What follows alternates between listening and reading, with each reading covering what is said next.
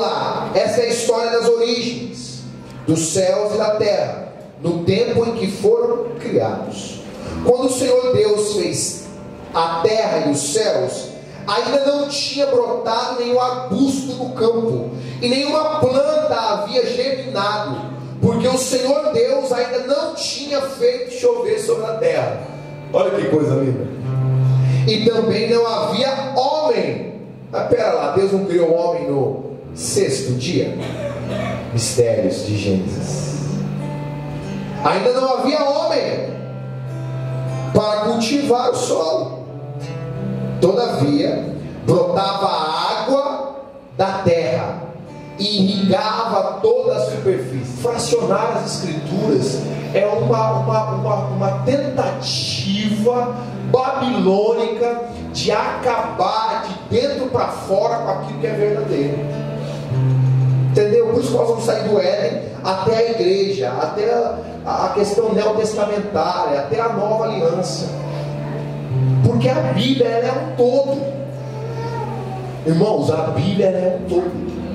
Nós fomos ensinados de forma errônea a fracionar a Bíblia, a olhar para um lado dela menosprezando o outro. Na verdade, existe uma sincronia perfeita, desde o Éden, desde Gênesis até Apocalipse. O Deus que é o autor e o idealizador das Escrituras, e que fez isso através de homens, adestrando as mãos dele, é um só Deus. Ele não mudou. Desde o Gênesis ele continua sendo o mesmo. Se você quiser saber o fim, e eu creio que nós estamos no tempo do fim, você tem que entender o início, o princípio. Com que base isso está proposto? Irmãos, o irmão Nia, ele traz atenção para algo muito interessante. Só existem 4 capítulos das Escrituras que não tem envolvimento com o pecado. Sabia disso? Capítulo 1 e 2 de Gênesis e capítulo 21 e 22 de Apocalipse não tem pecado envolvido. Agora, por que Deus fez isso? Por que os 2 primeiros e os 2 últimos? Para mostrar para mim e para você que ela toda é útil, que existe uma conexão, uma sincronia. E por que Deus ele deixa o princípio descrevendo o fim, irmãos, ou conectado com o fim? Porque talvez aquilo que ele planejou no princípio, ele não vai mudar até o fim. Deus não tem plano B. O que ele projetou no princípio, talvez seja exatamente aquilo que ele está preparando para nós no fim. Até porque que Eclesiastes diz que Deus ele vê o fim desde o início. Deus vê o fim desde aonde? Da onde que Deus vê o fim? Nada pega Deus de surpresa. Nada pega Deus de surpresa. A serpente pode ter surpreendido Eva e Adão, mas não ao Senhor. E ele forma o homem agora como a coroa, o ápice da criação. É como se fosse um troféu de Deus para a criação. Tudo estava bom aos olhos de Deus, mas quando ele finda a criação, com o homem e a mulher, ele fala: não, agora está muito bom. Irmãos, o homem é a única criatura entre a criação que foi formada ou criada de uma forma toda singular. Toda a criação, Deus, ele criou com um verbo só: barar. Só Deus pode barar, ninguém mais. Agora, quando Deus ele faz o homem, ele usa 2 verbos para criar o homem. Ele usa barar e azar, ou em portuguesado é haja. Você vai ver que em Gênesis capítulo 1, versículo 27, e criou Deus o homem à sua imagem e semelhança. Esse termo criar é um verbo. Agora Gênesis 2:7, e formou o Senhor Deus o homem do pó da terra. e soprou em suas narinas o fôlego de vida. Esse formou já é um outro verbo. Toda a criação, de tudo aquilo que Deus fez, agora quando Ele faz o homem, Ele faz com singularidade. Ele faz de forma única. Os irmãos e os irmãos judeus, eles navegam sobre essa verdade. Eles exploram essa verdade. Porque o homem, ele é tão singular e tão valioso para o Senhor, que Deus, quando o homem caiu, Deus deu o seu próprio Filho, irmãos, para resgatar isso. O Eterno, quando criou, irmãos, e formou o homem, Ele formou de forma singular. Ou seja, Ele usufruiu de coisas que a outra parte da criação não tinha. Ele faz isso em um tempo singular da história. E além disso, queridos, além disso, Ele prepara um lugar singular para o homem, com características singulares, para exercer uma função singular. Existe muita bondade da parte do Eterno para com o homem. Não deixe ninguém jamais dizer que o seu valor é inferior àquilo que a Bíblia diz. As Escrituras dizem que Deus daria tudo e Ele deu pela sua vida. Irmãos, nada pode mudar essa verdade dentro de você. Eu queria focar com você em duas características da singularidade da criação do homem: aquilo que ele carrega de singular e a sua função singular.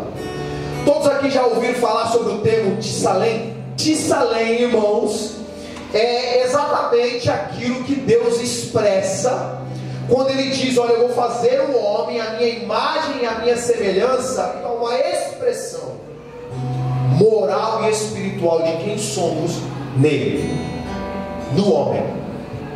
Então existem características singulares do homem, e isso é que forma a identidade do homem. Você entende?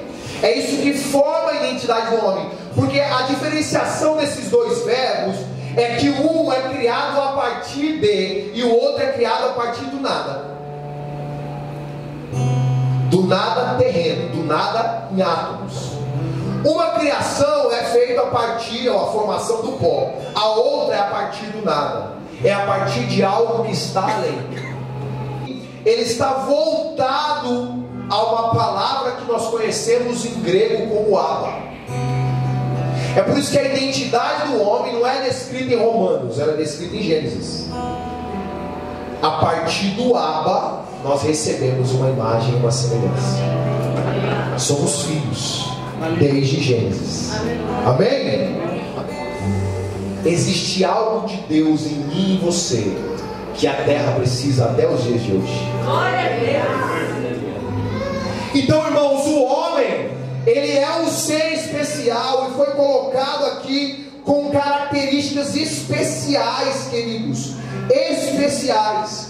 Ele foi feito num tempo especial, ele foi feito de forma especial, com características especiais, em um lugar especial e com uma função especial. Olha que coisa interessante, no versículo 19 de Gênesis, diz o seguinte: havendo, pois, o Senhor formado da terra todo o animal do campo e toda a ave dos céus, os trouxe até Adão, e tudo o que Adão chamou a toda a alma vivente, isto foi o seu nome. Sabe o que existe aqui no versículo 19? Uma estrutura, um padrão perfeito daquilo que existe em Gênesis 1. Tudo aquilo que Deus dizia, tudo aquilo que Deus falava, era aquilo perpetuamente. Agora em Gênesis 19, Deus faz o homem de forma singular, dá para ele uma função singular, e tudo aquilo que ele falou que era, se tornou perpetuamente. Águia, perpetuamente. Girafa, perpetuamente. Tudo aquilo que Adão falava, ele falava e se perpetuou. Por quê, irmãos? Porque tem um padrão aqui com o seu Criador. A função de Adão, a função do homem, era uma função similar daquela que Deus havia exercido no Éden. Vocês entendem isso? Porque a criação estava sujeita ao homem. Salmo capítulo 8 fala isso. Gênesis capítulo 2 também fala isso. Agora veja bem, então o Éden, ele é de extrema importância para a história. O homem que foi colocado no Éden é de extrema importância na história. Mas nós queremos focar apenas na peculiaridade daquele lugar, para que a gente saia do Éden como um lugar singular e chegue até a igreja. Amém? Agora veja bem, o Éden, ele é um lugar singular. Esse lugar é tão singular que Gênesis 2:8 diz: e plantou o Senhor Deus um jardim no Éden. Diz no Éden. Até então não era do Éden, até aqui era no Éden. Por quê? Porque o Éden já existia. O Éden faz parte da criação. Mas agora vem o Senhor, o eterno Deus, e Ele planta um jardim no Éden. O que significa a palavra plantar? Plantar para o nosso português é semear algo na terra e esperar crescer, não é verdade? Foi isso que Deus fez? Então essa palavra não casa. Sabe o que é plantar no original? É natar. E natar é estabeleceu Deus o jardim no Éden. Ele não planta, ele estabelece. Estabeleceu um jardim ali. Vamos trazer uma analogia simples para todos entenderem. É como se a gente pegasse um tapete e desenrolasse aqui. Ele foi estabelecido aqui nesse lugar. O povo desenrolou, ele se sentou ali, está. Foi isso que Deus fez. Ele estabeleceu um jardim no Éden. E olha que interessante, irmãos, um estudo profundo das Escrituras através desses irmãos que são do Oriente, esses rabinos, esses judeus, diz que esse local no Oriente, aonde Deus estabeleceu o jardim, era um local de região montanhosa.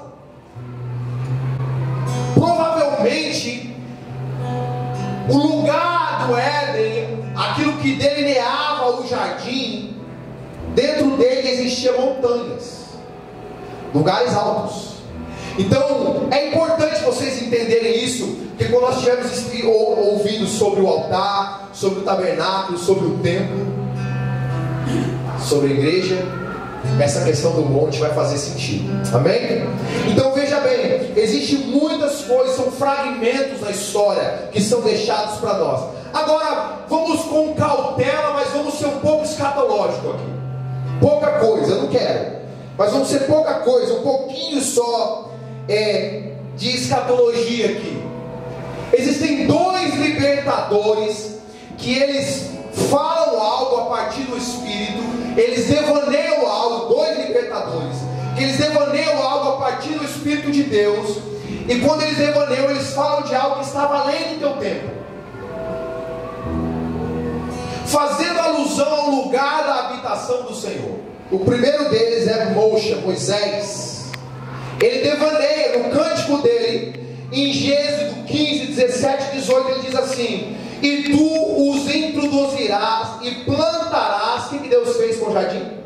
Plantarás no monte da tua herança, no lugar que tu, ó Senhor, aparelhastes para a tua habitação, no santuário, ó Senhor, que as tuas mãos estabeleceram. O Senhor reinará eterna e perpetuamente. Nessa época que Moisés, como libertador, falou isso, não existia um templo, mas alguns devaneiam que já estava falando do templo. Só que os rabinos afirmam que ele estava falando do Éden. Um lugar preparado. Agora olha que interessante, queridos. Olha que interessante. Gênesis 2:8. Se a gente puder retornar para Gênesis 2:8, diz a palavra o seguinte: que Deus plantou, e o Senhor, Ele plantou, o Senhor Deus, um jardim no Éden. Já existia o Éden, agora veio a existir o jardim. Estabeleceu. um jardim no Éden. A mesma palavra usada em Êxodo. Estabeleceu o jardim do Éden do lado oriental e pôs ali o homem que havia formado. Moisés fala que Deus irá introduzir em algo que já estava pronto, correto? O que Deus fez no Éden? Ele formou, ele plantou o jardim, depois ele pegou o homem e colocou lá. Primeiro ele prepara o lugar, depois ele coloca o homem. Tem um outro libertador que ele dá uma mesma promessa, só que esse libertador é Yeshua. Na casa de meu pai há muitas moradas, se não fosse assim, eu não vos teria dito. Eu vou vos preparar lugar, e quando eu for preparar, virei outra vez e os levarei para mim mesmo. Olha o padrão dos libertadores. Para onde os libertadores apontavam que o povo iria? Para um lugar preparado por Deus. Primeiro Deus prepara, depois Deus introduz o homem. Isso é de extrema importância. Isso é lindo. Porque, irmãos, isso possivelmente se torna muito escatológico, irmãos. E as características do Éden, nós não vamos explorar isso intencionalmente, mas elas são características que você vai ver em vários lugares que Deus estabelece a sua presença. Por exemplo, existe poucos lampejos ou frações que falam como é o reino de Deus, como é o reino dos céus. Entre elas está Salmo 46:4. O que diz lá? Que há um rio cujas águas alegram a cidade do teu santuário. Deus nela está, não será abalado. No Éden tinha um rio. Agora, se a gente ficar só ali, fica desconexo. Abra a Bíblia, por favor, em Apocalipse 22:1. De forma ordeira, estamos sendo um pouco escatológicos. De forma ordeira.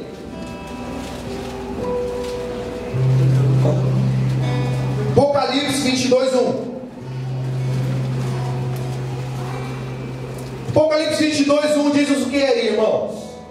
Leia bem alto, todo mundo, para que todos entendam.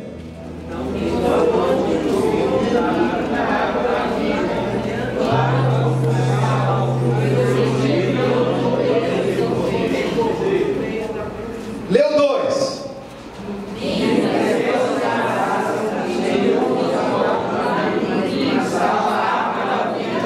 O que tinha no Éden? Na onde? No centro do Éden, no meio da cidade que nós vamos habitar, tem o rio e tem a árvore da vida.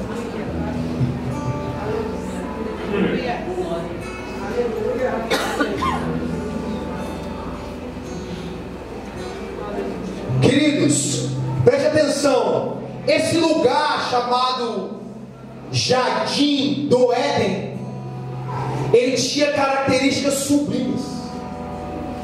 Entre elas, Éden, o significado da palavra não é paraíso, mas tudo que você imagina de um paraíso tinha no Éden.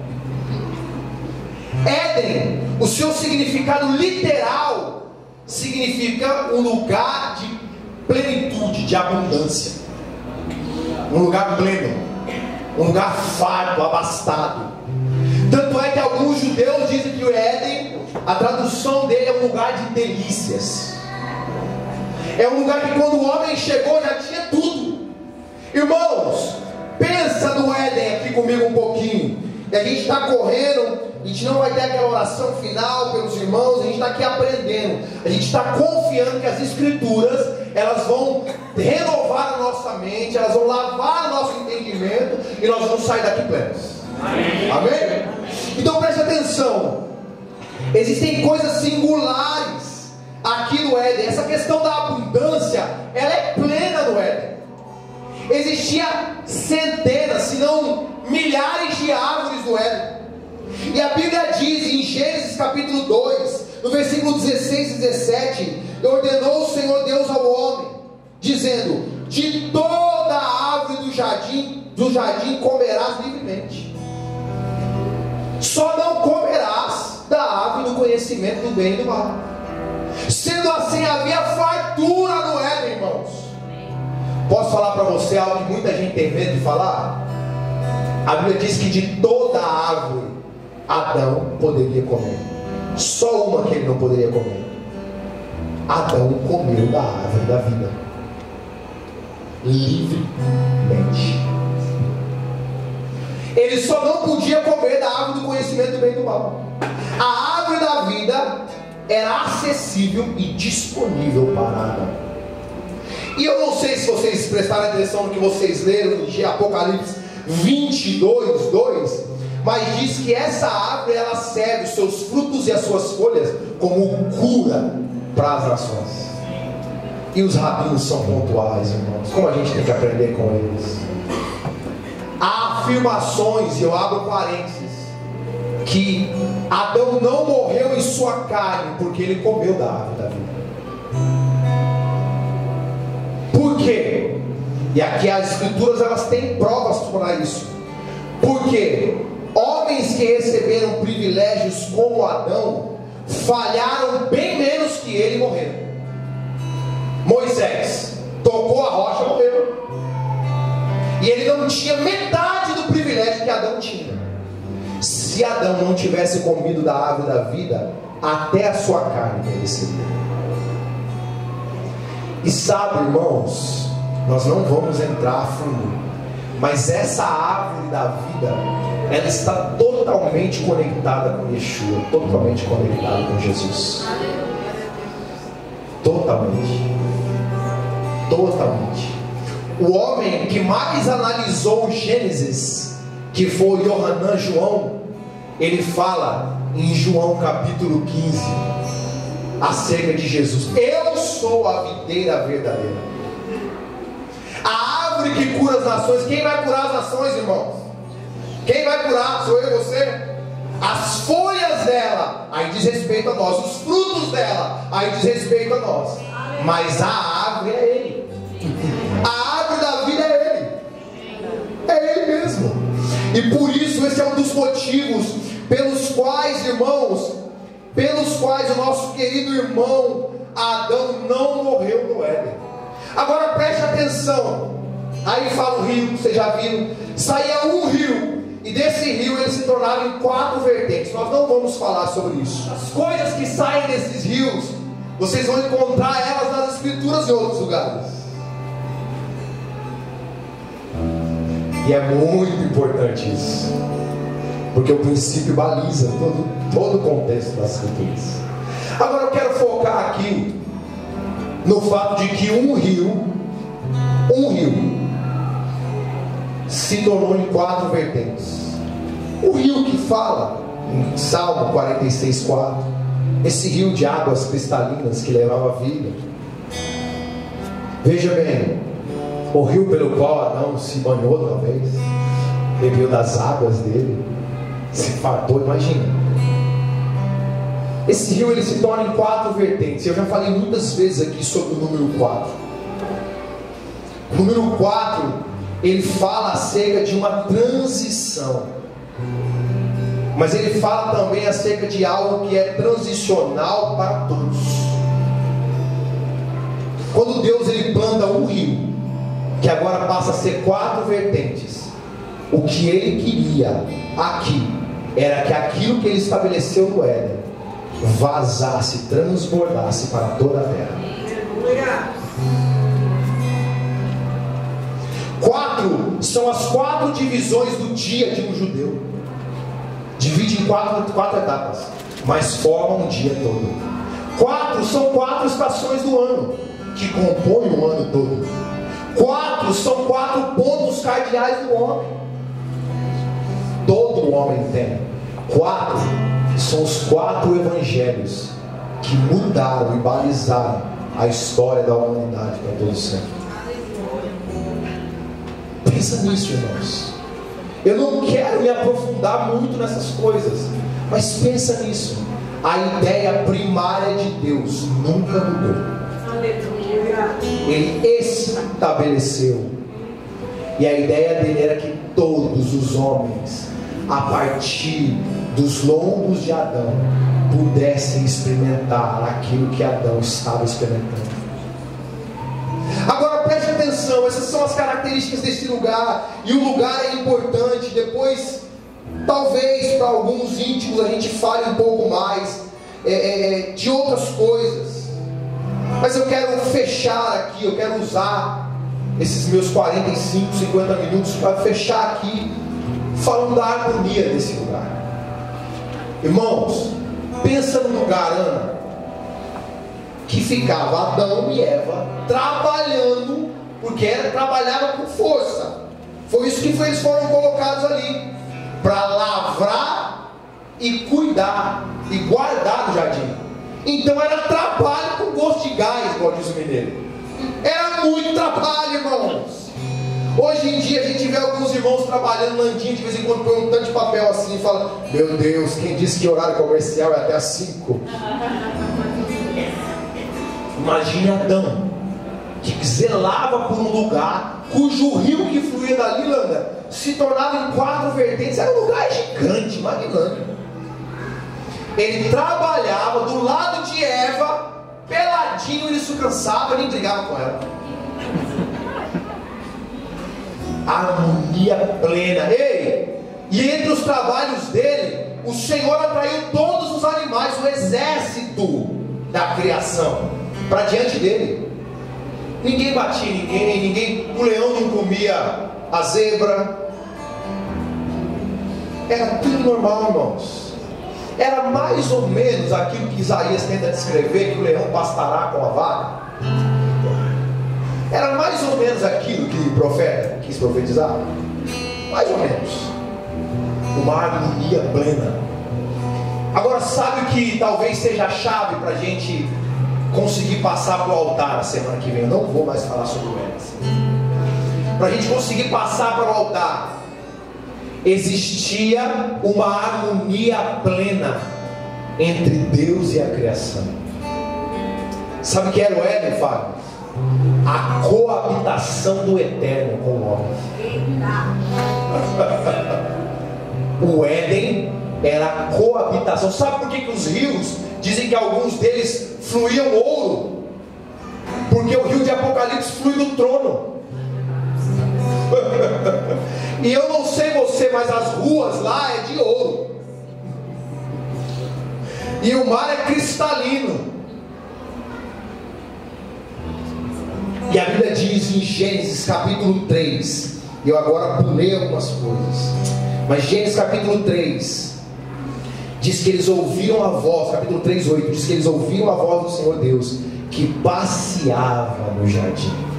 Ai, irmãos, sabe que palavra é essa? Passear no original? É passear. Irmãos, era assim, ó, a câmera está gravando. Mas Deus, ele passeava, gente. Ele discorria no jardim. Ele tinha prazer naquele lugar. Céu e terra para Deus não tinha diferença naquele lugar. Eita! Não tinha, porque era a extensão do seu próprio reino. Uma harmonia plena, completa, abundante. Amém. Deus, ele se move, irmãos, no Kairos, não no Cronos. Então, quando ele pensava no seu trono da eternidade, no céu dos céus, vou para o jardim. Ele estava no jardim. Cheguei. Adão! Vem, meu filho, vem aqui. Aí vinha Adão, como diz os judeus, os rabinos, com o seu manto de luz, encontrar o Pai das luzes.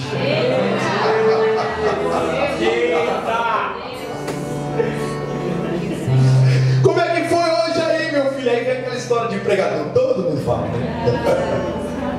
Existia harmonia plena, irmãos. O lugar dentro do Éden, era todo santo. Todo. Onde você está? Eu estou aqui perto do rio Tigre, Senhor. Era santo. Ele ouvia, da onde ele estava ele ouvia, porque todo o Éden era santo, era sagrado. Todo aquele lugar era sagrado, todo ele. É por isso que não tinha briga de marido e mulher, meu irmão. É um lugar todo santo. Ô Senhor, nós precisamos que o Éden seja parte do nosso lar. Não é barriga, não, é verdade. Seja parte do nosso lar.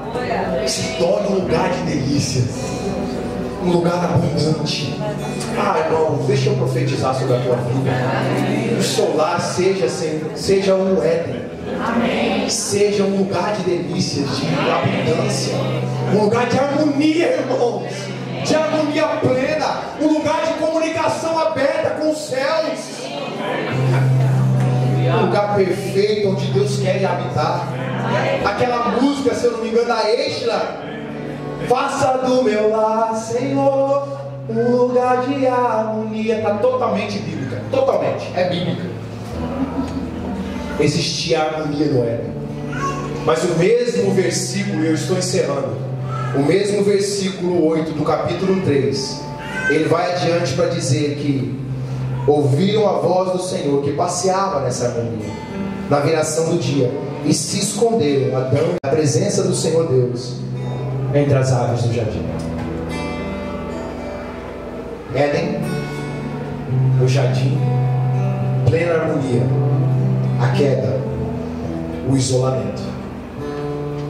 Tantas coisas que tem aqui, mas Deus me falou uma coisa: todo pecado ou caminho tortuoso gera isolamento. Não ache que é normal se isolar. Se isolar é um sinal forte de um erro ou uma transgressão grave. Eles se isolaram. Eles se isolaram da presença, eles se isolaram da harmonia, eles se isolaram, eles tentaram se esconder. É por isso que Salomão, um dos reis mais sábios, ele diz: olha, não esconda as suas transgressões, confesse-as e deixe, e alcance do Senhor a misericórdia. Pensa nesse lugar, irmãos. Com a queda veio o isolamento. Com o isolamento aconteceu algo que talvez seja a ponte para a nossa próxima palavra. E aí vai ser mais inteligível, porque não tem tantos enigmas os altares, são mais descritos ali. Quando o homem pecou, ele não perdeu o Éden, ele perdeu o jardim. Ele perdeu o lugar onde Deus coabitava com ele. Pastor, isso está na Bíblia, tá, irmãos? Versículo 23 disse: por isso, no capítulo 3, por isso o Senhor Deus o mandou embora do jardim.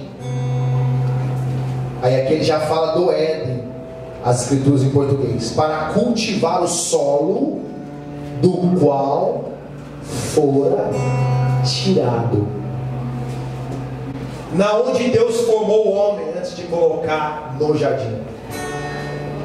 Na onde que ele forma o homem do pó da terra? Do Éden. Só que não do jardim. Quando houve a queda, foi quebrado essa harmonia e esse caminho aberto. Hoje para nós talvez fique um pouco difícil entender, porque nós temos acesso a Deus constantemente. Mas para Adão, aquele lugar era o céu na terra. E quando ele peca, ele é retirado daquele jardim e colocado para lavrar uma terra da onde ele foi tirado, mas fora do jardim. Uma terra que produzia espinhos e abrolhos. O Éden não produz, o jardim não produz espinhos e abrolhos. O jardim tem um rio de vida até hoje. O jardim tem uma árvore da vida nas duas margens do rio. Nas duas margens do rio essa árvore existe. Quando o homem pecou, ele foi tirado de um lugar de harmonia de plenitude, de abundância, de relacionamento, um lugar estabelecido. Um lugar estabelecido. E ali vem a palavra-chave. Dali em diante, o homem, para se comunicar com Deus, ele teve que começar a estabelecer altares.